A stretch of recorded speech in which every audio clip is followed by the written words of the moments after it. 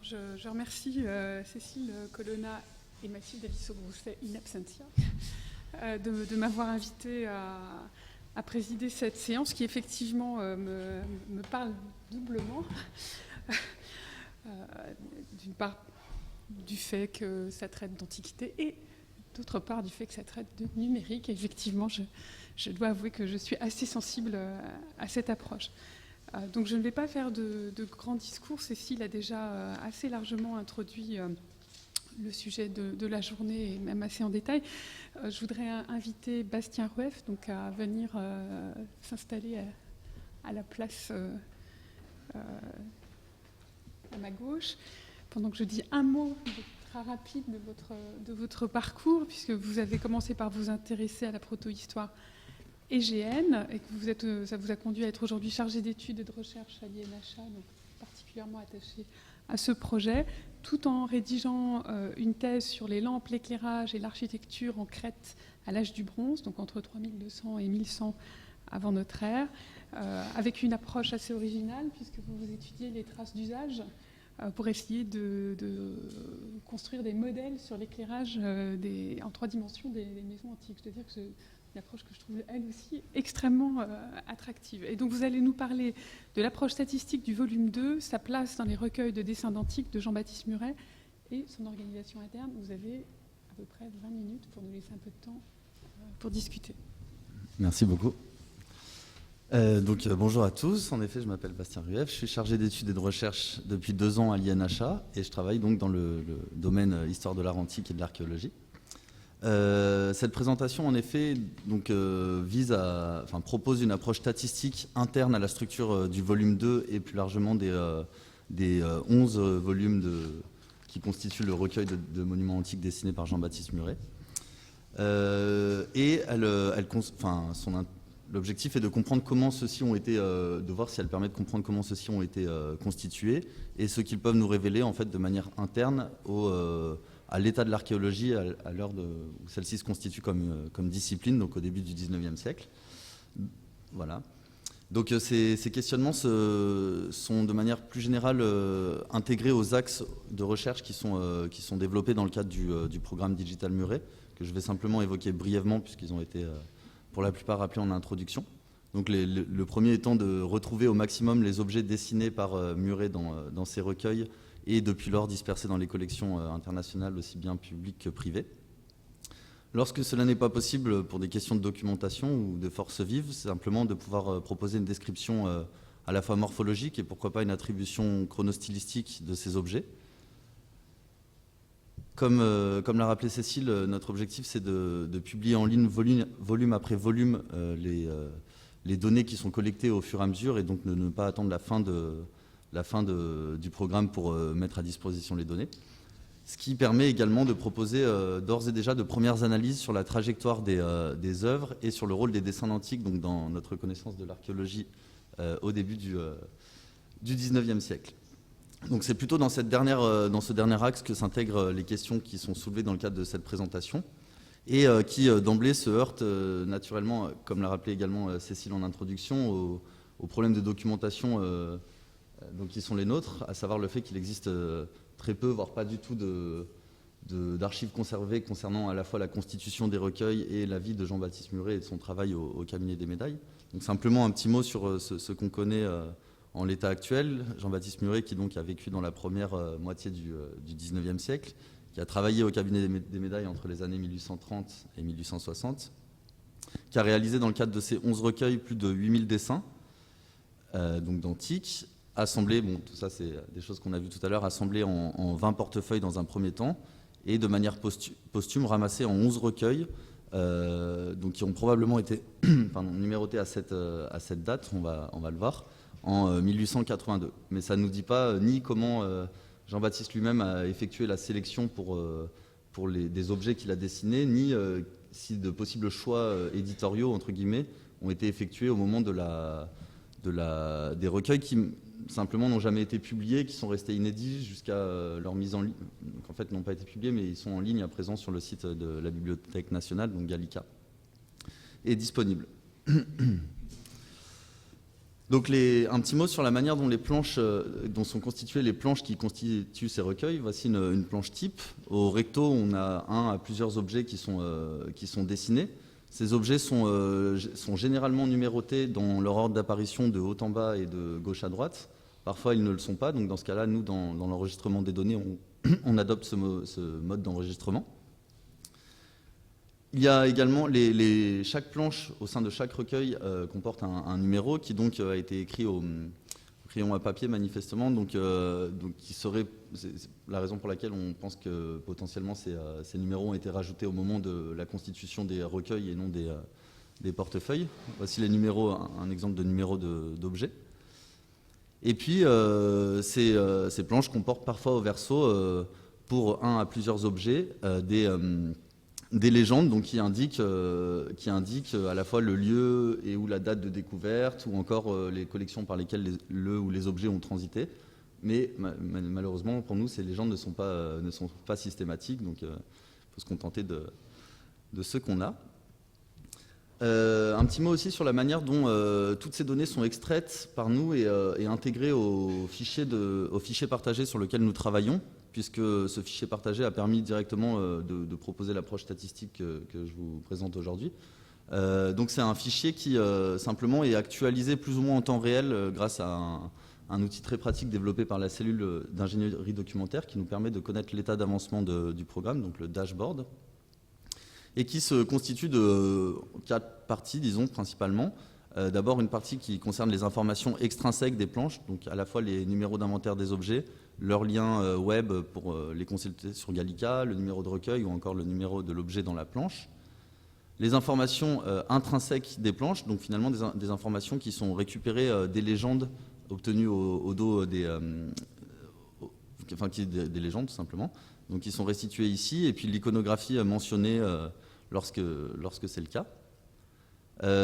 Ensuite, une partie qui est renseignée par nous. Donc, d'abord concernant la trajectoire des œuvres, c'est-à-dire le plus possible essayer de retrouver ces objets, donc de les localiser dans les institutions publiques ou privées, de documenter leur numéro d'inventaire et ainsi de suite. Et puis une partie sur la description et l'identification des œuvres. Donc là, une partie qu'on a volontairement compartimentée le plus possible afin justement de pouvoir permettre ce type de traitement quantitatif. Donc chaque colonne coïncide avec une information. Et puis on a bien sûr une entrée description, donc puisque c'est ce fichier sur lequel nous travaillons, qui est très commode pour nous pour travailler à plusieurs, en fait, est directement versé ensuite dans Agora, la base de données de l'INHA, pour consultation des notices. Donc, enfin, pour terminer sur la partie du protocole qui est proposé ici, si l'approche statistique a été envisagée, c'est d'une part, en effet, parce que, comme je l'ai dit, il y a très peu d'informations externes au recueil, donc on pose l'hypothèse selon laquelle leur structure interne est susceptible de nous renseigner, en effet, sur des questionnements plus généraux liés à l'état de l'archéologie au début du XIXe siècle. Et aussi pour une question de volume de données, puisque ces 11 recueils comportent 8000 dessins d'objets, et que donc c'est une somme trop conséquente pour pouvoir être traitée manuellement. Donc ici, c'est vraiment une approche, comme l'a dit Cécile, aussi exploratoire que je vous propose, qui est pas forcément, qui peut potentiellement être adaptée à d'autres corpus de dessins. Et voilà. Et donc je voulais aussi vous dire de ne pas hésiter si jamais il y a des choses qui ne sont pas claires. Je serais ravi de répondre à vos questions à la fin. La présentation a été appréhendée en 2 parties. D'abord sur la composition interne du volume 2, donc un volume 2 qui comprend 1200 dessins d'objets. Dans le cadre de cette approche, il est possible de s'intéresser à l'organisation des planches elles-mêmes, et puis sur sa place, finalement, sa spécificité dans le cadre de l'ensemble des volumes, donc qui en revanche, pour les traitements statistiques qui ont été opérés, a nécessité de faire un échantillonnage aléatoire au sein des 11 recueils, puisque les 11 recueils n'ont pas le même nombre de planches chacun. Et donc je me suis dit qu'il serait bon de faire une sélection aléatoire de 100 individus, donc de 100 planches par recueil, de sorte à avoir le même volume de données comparable pour pouvoir effectuer les traitements statistiques. Donc pour rentrer dans le vif du sujet, d'abord un mot sur le volume 2. Donc c'est un volume qui comporte 178 planches où sont représentés 1200 objets, dont en l'état actuel 1117 sont décrits et 546 sont localisés. Parmi les objets dessinés, 644 comportent une légende. Et il apparaît que ce volume est largement dominé par les bijoux et les parures, qui représentent près de 70% de l'assemblage, avec en réalité un nombre d'individus qui s'élève à 865. Donc en effet, une forte proportion de bijoux et de parures dans ce volume. De manière assez logique, donc en raison de la nature des objets, le métal, et en particulier le bronze, domine le corpus, atteignant 50% de l'ensemble, et même 70% si on ajoute les métaux précieux.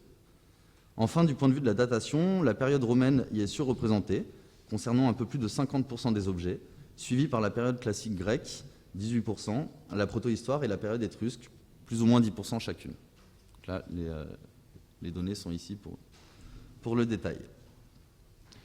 Donc, afin de comprendre la répartition interne de ces différentes variables et donc comment elles structurent le volume, nous avons eu recours à un outil qui s'appelle un explographe. Cet outil permet de représenter visuellement les liens statistiques qui unissent des individus, en l'occurrence chaque planche, et des variables.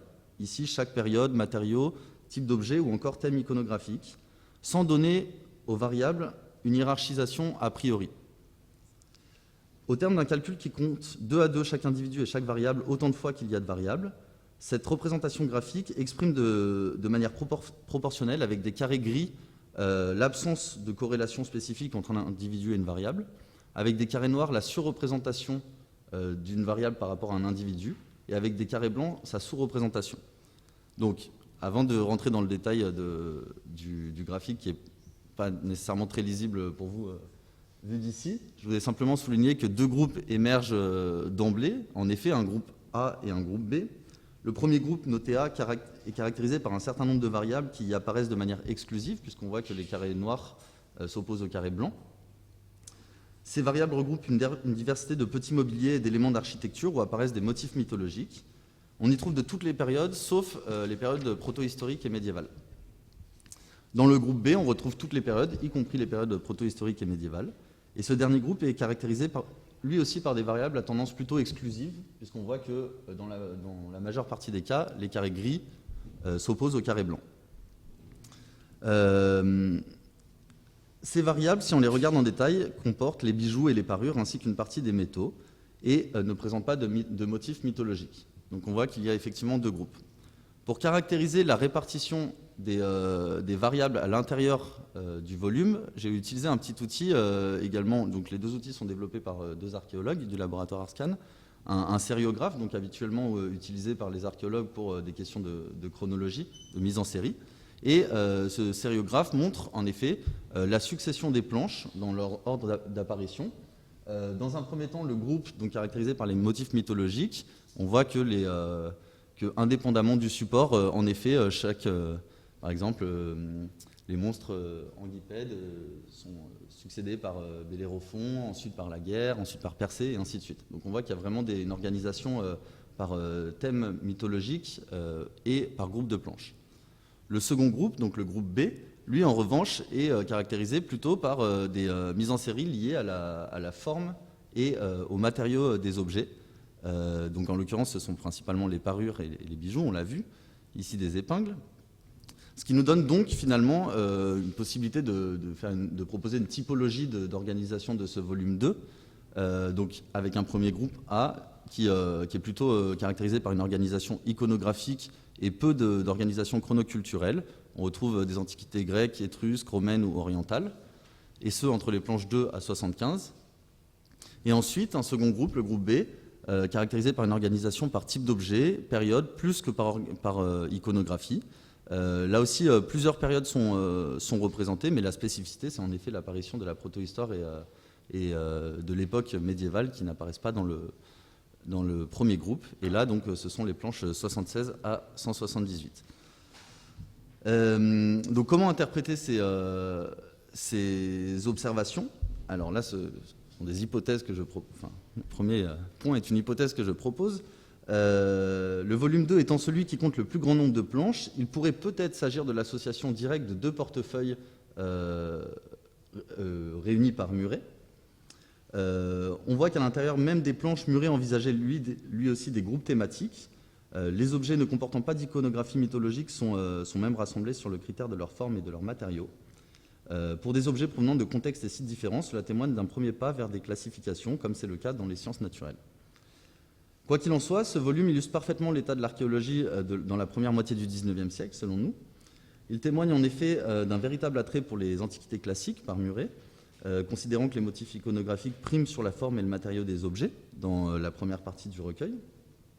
Il faut à ce titre rappeler que le début du XIXe siècle est marqué par un regain d'intérêt, notamment pour les antiquités grecques, puisqu'on a, entre autres, en 1829, l'expédition de Morée, donc, qui, suite au retrait des troupes turques, permet d'effectuer un inventaire des monuments sur le territoire grec. Donc ça, on pense que c'est directement lié à un contexte géopolitique, disons. Dans le même temps, on constate aussi l'apparition des antiquités nationales, donc un intérêt qui est valorisé aussi dans les années 1830 par François Guizot, donc qui, d'ailleurs, si je ne me trompe pas, est celui qui a nommé Aubin Louis Mylin à la tête, enfin, comme conservateur du cabinet des médailles, ou peut-être je me trompe. Bref, Aubin Louis Mylin, qui d'ailleurs, à la fin du XVIIIe siècle, écrit son voyage dans les départements du Midi de la France, donc qui montre bien un intérêt de plus en plus poussé pour les antiquités nationales. Et enfin, comme énoncé précédemment, c'est l'émergence des classifications valorisées par le même Aubin Louis Mylin dans son introduction à l'étude des monuments antiques, qui préconise l'adaptation du système de Linné à l'archéologie. Donc là, on voit qu'il y a aussi une inspiration directe des sciences naturelles. Dans un second temps, comment comprendre la place occupée par le volume 2 dans le cadre de l'ensemble des recueils ? Pour cela, il s'agit donc, comme on l'a dit, d'abord d'effectuer un échantillonnage aléatoire de ces mêmes recueils, en sélectionnant 100 planches par recueil. Et ici, pour continuer dans les choses un peu barbares, je propose une analyse factorielle de correspondance qui permet, donc toute chose égale par ailleurs, finalement c'est la même chose que l'explographe vu tout à l'heure, mais simplement l'explographe constitue la représentation graphique des résultats de l'analyse factorielle de correspondance. Et c'est pour ça que je ne vais pas détailler les résultats directs de ce graphique, je vais en parler plus loin, d'autant plus que ce n'est pas possible de commenter l'analyse factorielle de correspondance simplement dans un plan en 2 dimensions, puisqu'il y a 2 facteurs, la facteur 1 et facteur 2, mais qu'en réalité il faut imaginer les résultats comme un nuage de points, et donc plusieurs plans factoriels les uns les autres, donc si on ne voit pas tous les plans factoriels, on ne peut pas commenter directement. Simplement, juste un petit mot sur ce que semble mettre en évidence cette analyse factorielle, c'est le poids statistique représenté par 3 volumes en particulier, les volumes 2, ça nous arrange, 5 et 10. Donc des volumes qui semblent obtenir un poids statistique lié à la présence de certaines variables qui les caractériseraient plus que d'autres volumes, proportionnellement parlant, parce que tout ça c'est une approche proportionnelle, donc pareil, on pourra détailler après. Pour lire les résultats de l'analyse factorielle de correspondance, il y a 2 outils très pratiques. D'abord, la classification ascendante hiérarchique, donc qui, à l'issue du calcul des nuages de points, donc lien entre individus et variables dans tous les plans factoriels, permet de proposer une classification des individus. Et donc là, on voit cette classification. Donc d'abord, le logiciel propose de la découper au niveau 3 sur le dendrogramme. Donc ça permet de mettre en évidence 3 branchements, donc 3 groupes. Et ce qui est intéressant pour nous, c'est de voir que les groupes sont en fait les numéros de volume et que ces numéros de volume se suivent la plupart du temps, à une exception près, le volume 6. Donc ça permet de faire une hypothèse sur les liens qui peuvent unir ces groupes de volume. Donc soit un lien chronologique, mais en l'occurrence on sait que ce n'est pas le cas puisqu'ils ont l'air d'avoir été assemblés tous au même moment, ou bien un lien en effet caractérisé par des variables, par la présence de variables dans certains volumes plus que dans d'autres. Donc quelles sont ces variables ?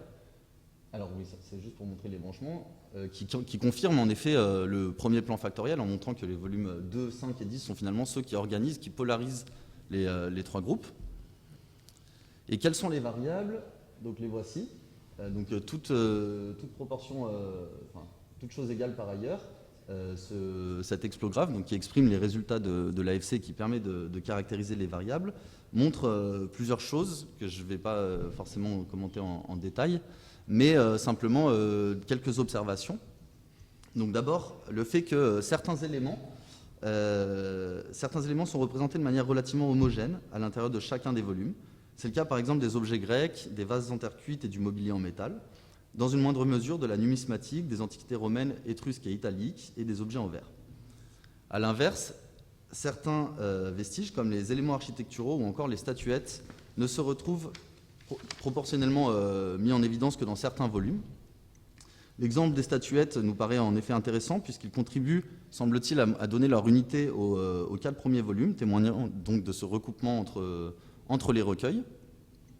Le volume 2, enfin, semble bel et bien occuper une place atypique dans l'ensemble global, puisque, par exemple, les objets d'époque médiévale et proto-historique, les pièces d'armement ou encore les parures s'y trouvent représentés de manière quasi exclusive, proportionnellement parlant, quand toutes les variables sont posées les unes à côté des autres, par rapport aux autres recueils. Voilà, et enfin, simplement signaler aussi que c'est assez surprenant qu'une période que les antiquités égyptiennes soient pourtant bien représentées au cabinet des médailles, soient beaucoup moins représentées dans l'ensemble des volumes. C'est surprenant puisqu'on connaît donc l'égyptomanie qui caractérise la fin du XVIIIe et le début du XIXe siècle. Et une petite question, faut-il expliquer cette relative absence par l'influence de Désiré Raoul Rochette, donc successeur de Milan au cabinet des médailles, qui, à la suite des néoclassicistes, en 1823, avait comparé devant l'Académie des inscriptions et des belles-lettres l'art égyptien à celui des Grecs pour mieux réduire la valeur du premier. Donc c'est une question. En synthèse, donc j'en viens à ma conclusion, le volume 2 semble effectivement bien caractérisé par une certaine spécialisation, ou du moins une spécificité. Les variables communes à plusieurs recueils permettent donc d'esquisser des regroupements thématiques entre ces différents recueils. Les objets grecs et romains dominent le corpus et sont représentés de manière homogène dans l'ensemble des volumes. Et les objets proto-historiques, médiévaux et modernes apparaissent de manière plus ponctuelle.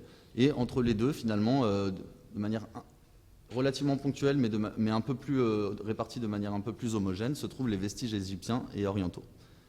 Et enfin, pour conclure, donc, de portée plus générale, en l'absence de texte, cette approche statistique se révèle efficace pour examiner la structuration interne des recueils de Jean-Baptiste Muret.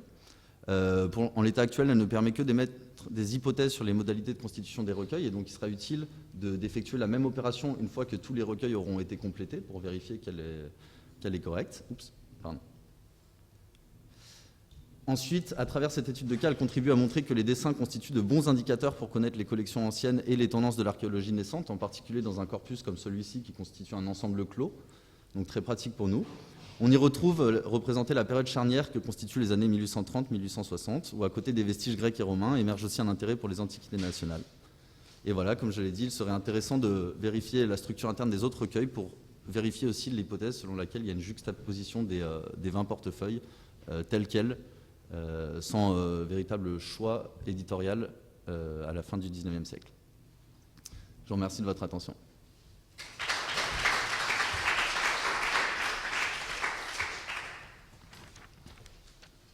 Merci d'avoir été aussi ponctuel.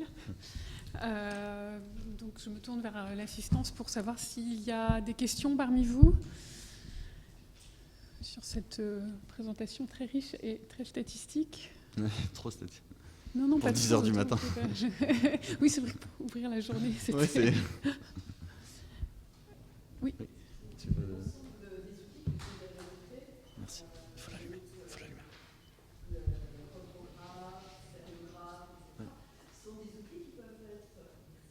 Qui peuvent être utilisés, j'imagine, pour d'autres collections. Donc vous allez me voir revenir à grands pas. Donc Corinne Jouisse-Barbelin, Musée d'Archéologie nationale, nous avons de nombreux albums que nous vous exposerons tout à l'heure et on aimerait bien bénéficier d'un tel traitement. Donc ça exige quel type de matériel ? Informatique, j'entends. Informatique, pas grand-chose. En réalité, ce sont des macro-fonctions sur Excel qui sont développées et qui sont disponibles de manière libre sur Internet. Je peux vous donner la référence sans problème. Ouais. Après, bon, il faut bien sûr... mais il y a un petit guide aussi d'explication, donc c'est très simple. Et simplement un tableur Excel ou même mieux LibreOffice, donc, parce que c'est des gens qui préconisent plutôt l'utilisation des logiciels libres. Donc extrêmement simple d'utilisation et assez facile à maîtriser très rapidement. Donc moi, je serais curieux de le voir adapté aussi sur d'autres... Mais vous êtes le bienvenu.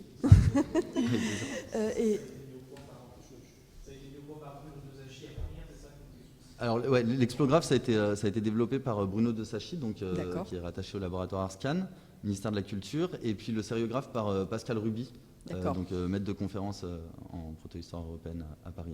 D'accord. En termes de poids, de volume, c'est lourd ? Non, pas du tout. D'accord. Vraiment, c'est C'est au vraiment un contraire. fichier Excel. Ouais, et puis c'est simplement ce d'accord. que ça produit, c'est simplement des images, en Mhm. effet, et même des images en format SVG, donc qui peuvent être, qui sont beaucoup plus légères en fait qu'en format JPEG, etc. Donc, non, vraiment, ça pèse. Très bien.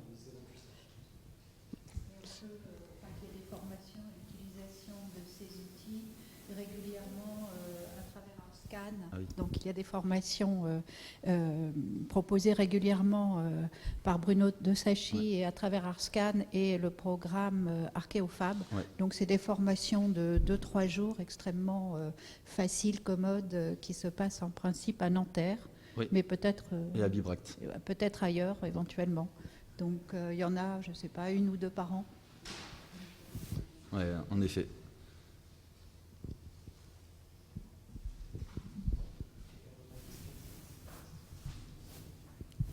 Alors, moi, j'en ai une en fait, mais j'ai déjà mon micro. Merci. Je veux dire, j'ai été évidemment extrêmement intéressée de la manière dont vous avez mis en valeur, mis en relief l'analyse interne de ces recueils qui sont très denses et dont je dois dire, moi, je peinais un peu à comprendre la logique.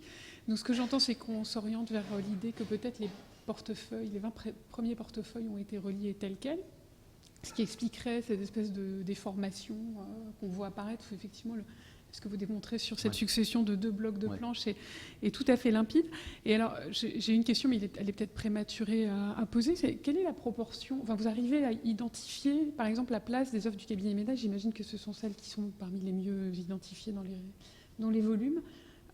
Et donc, commencer à dessiner un peu un paysage de la documentation qu'il a exploitée, ou bien c'est trop tôt pour en parler? Est-ce que j'ai pas très bien compris? En fait, ce que je voudrais savoir, c'est en gros, est-ce qu'il y a un tiers des œuvres qui sont du cabinet Médaille, donc il a fait son travail cabinet Médaille, et puis ensuite il a ratifié le marché de l'art, ou je ne sais pas si c'est à vous qu'il faut que je pose cette question. Mais... Tu veux répondre? Alors là, les données d'identification des œuvres, elles sont en cours, puisque, oui, c'est pour ça que... puisque ça, c'est pas les données qui sont directement issues du recueil. Pour l'instant, on a identifié, si je me souviens bien, à peu près 1700 objets à la Bibliothèque nationale, ce qui est le plus gros corpus. Mais dans tous les volumes, dans tous les volumes, bien oui. sûr, dans tous les 1700 volumes. Sur Un peu moins de 8000, puisqu'il y a des dessins qui sont dessinés 2 ou 3 fois, donc entre le nombre de dessins et le nombre d'objets, ça varie un petit peu. Mais on est loin d'avoir tout étudié dans le détail, donc le nombre va sans doute un peu augmenter. Mais on a à peu près une 50aine de lieux de conservation actuels.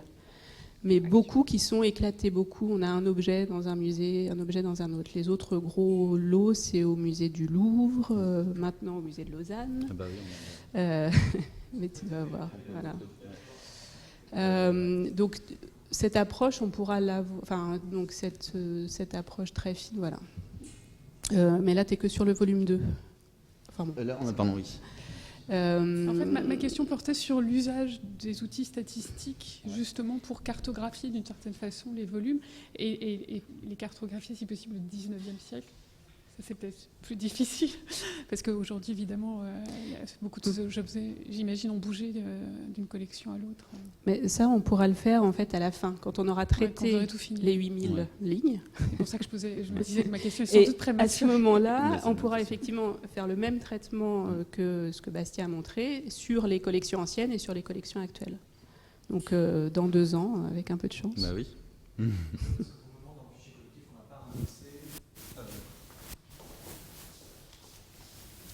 Il me semble que pour le moment, dans le fichier collectif qu'on utilise, dans le fichier partagé, on n'a pas encore indexé sous forme de champ structuré la trajectoire étape par étape des objets. C'est-à-dire que si un objet est au Metropolitan Museum en 2019, on a la date souvent à laquelle Muret l'a vu, enfin à peu près là où il l'a vu, mais on n'a pas encore indexé l'ensemble de cette trajectoire. Donc on a l'état actuel, mais pas forcément l'état fictif, virtuel des collections et des répartitions au moment où Muret les dessine. Donc on n'a pas encore les trajectoires précises, mais ça, une fois qu'on aura tout agoraïsé, entre guillemets, là on aura par contre l'historique de circulation des objets.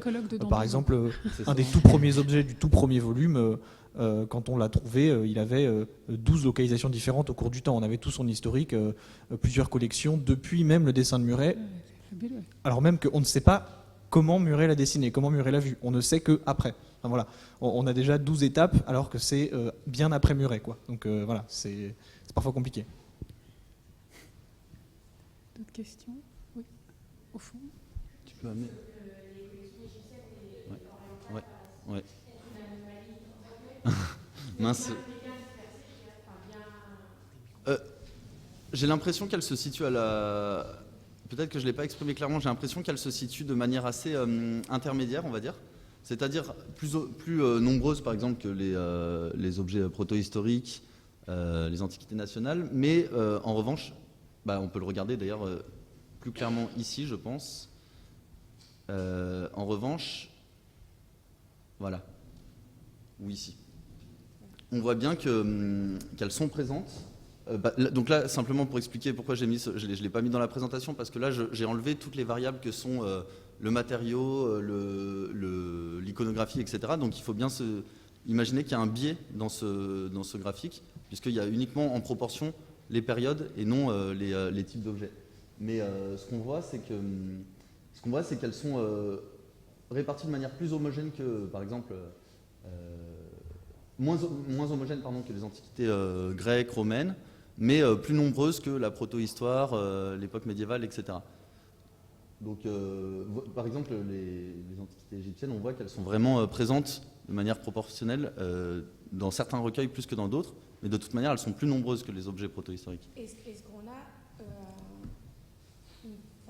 est-ce qu'il y a un rapport avec la chronologie justement de ces collections-là, où est-ce qu'elles sont conservées et, on sait que... Est-ce que, par exemple, imaginons dans le volume 10, c'est un ensemble de...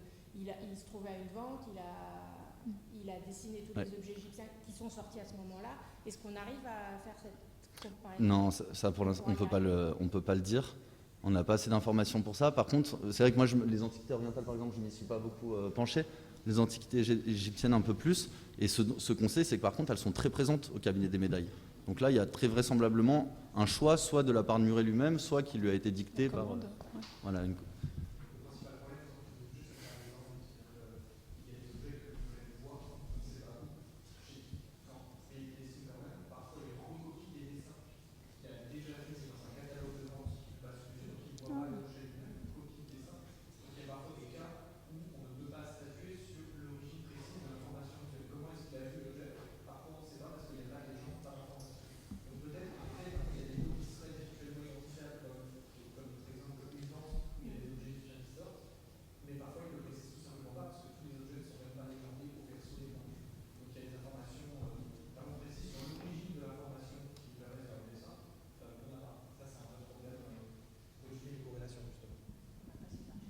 Ses archives personnelles, exactement. On n'a pas son agenda où le 17 juin, je suis chez Drouot et je vois tels objets, quoi.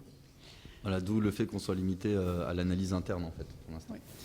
Je voudrais juste poser encore une question et puis on va s'arrêter parce que le temps passe. À propos du classement que vous mettez en évidence dans ce qui pourrait donc être 2 portefeuilles, moi j'ai eu le sentiment en vous écoutant qu'on avait un premier classement qui était assez littéraire, qui est le classement thématique, qui se base effectivement plutôt sur des sources écrites et les grands récits qui font aussi l'attrait pour la céramique ou ce genre de choses. Et puis un deuxième portefeuille qui, lui, est au contraire plus archéologique. Effectivement, on voit se dessiner des protocoles de classement qui sont plus ceux qui sont devenus les nôtres par la suite. Je rêve ou... Non, moi je suis entièrement d'accord avec cette vision-là. C'est même mieux dit que la manière dont je l'ai exprimé. Entièrement d'accord.